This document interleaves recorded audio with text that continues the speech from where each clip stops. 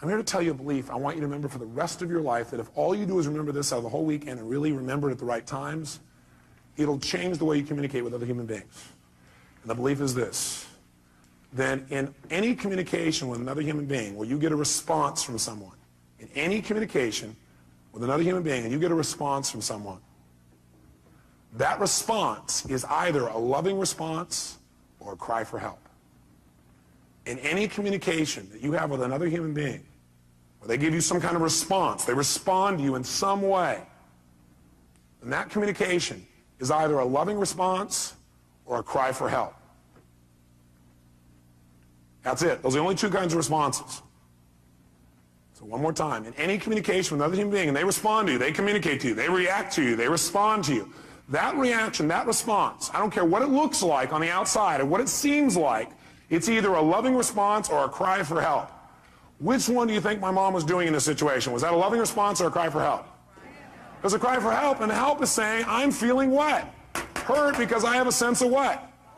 It may not be true, but that's what I feel. And that person's a cry for help. Now, how do most people respond to a cry for help? With another cry for help. Is that true? How did I first start to respond to my mom? She's angry with me. She doesn't have a right to be angry. How could she do this to me? What's going on? I get angry back.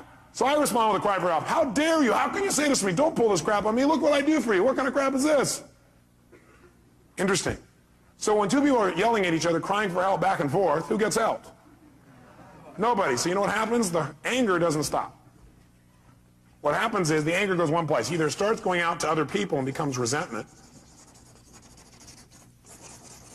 which builds. And that resentment may be expressed or not expressed. Usually resentment is expressed non-verbally to other people, and some people do it by taking their resentment and they express it by what they call confrontation, and they actually feel good about it. They say, I'm not one of those people who keeps it inside. I confront people, little bastards. That'll really build a quality communication, won't it? I confront, I don't keep it inside. I'll tell you what's wrong. Yesterday when you did this and this and this, made me feel this way. I request in the future you change. Everybody try this. You know what? That doesn't work. It can work. Anything can work.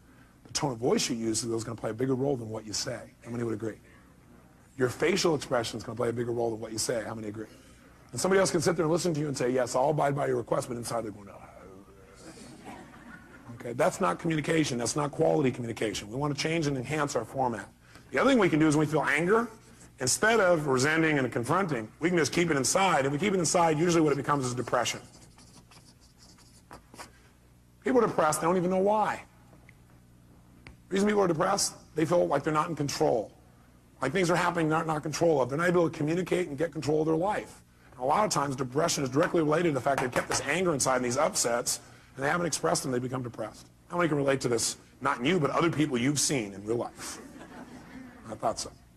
So the bottom line is, what we've got to do when somebody responds to us with a cry for help is give them what kind of a response?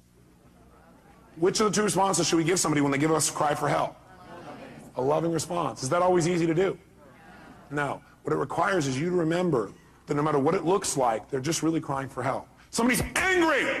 How dare you do this to me? You go, how dare you do this to me? You guys are crying at each other. How dare you do this to me? You should go, you should picture that. How dare you do this to me? You son of a... Why do you always... And you come back and go, I hear you. I appreciate you. I love you. That's not my intent. How can we make this work? I'm willing to make it work. Thanks for sharing your real feelings with me. Yeah. You can appreciate somebody's view even if you don't agree with it. You can appreciate that for them that's true. You can appreciate that they have a different reality than you have about something. Most of us think we all have to share the same perceived reality. Now, sure, we share the same physical reality, but physical reality is not what most of us experience. We experience a perceived reality we've made up in our head. Isn't that true? And so do you remember what the title of this technology is? Bridging realities. What we're going to want to do is build a bridge between our reality and somebody else's so that we can connect and have a relationship. We don't have to make them live in our reality, and We don't have to hold our reality as though absolute. We can create a bridge, and by having that bridge, we can exchange information between our two cities, our two communities of emotion, our two communities of understanding. We have to create a connection. We're no longer separate. We're connected. And we can share. We can have our own identity and feeling. We can also connect and share. There's no limit. We can do it at any moment. All we have to do is choose to cross the bridge. That's all we got to do.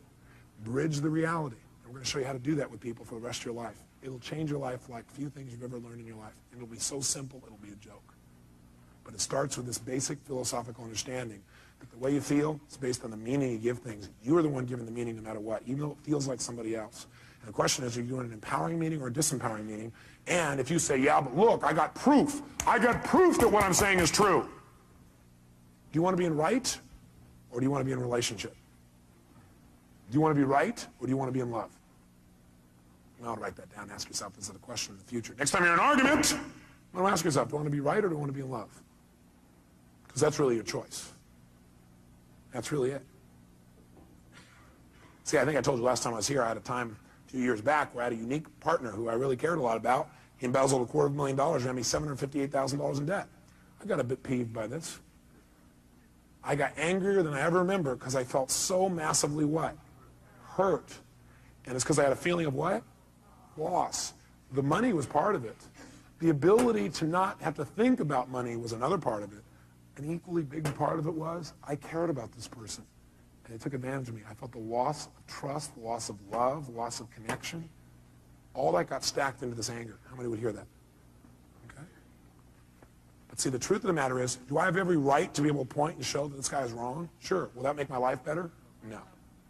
What I got to do is say, how can I use this and move on?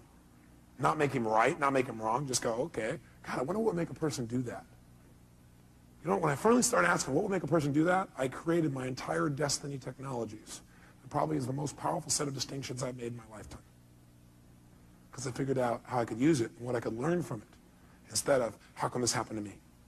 And I turned my finances around like 100-fold. From my little company doing $4 million a year to $50 million a year. It's a fairly large jump. All because I chose to create a different meaning. The meaning is, this is a chance for me to go to the next level. The meaning is, this is a chance for me to learn and make something better than it's ever been before. Once you link that meaning, the world changes. Just remember, if you don't like the way you feel, change what things mean. Change your perception of what something means, or change your actions. That's what it takes, and you'll change the way you feel in a heartbeat.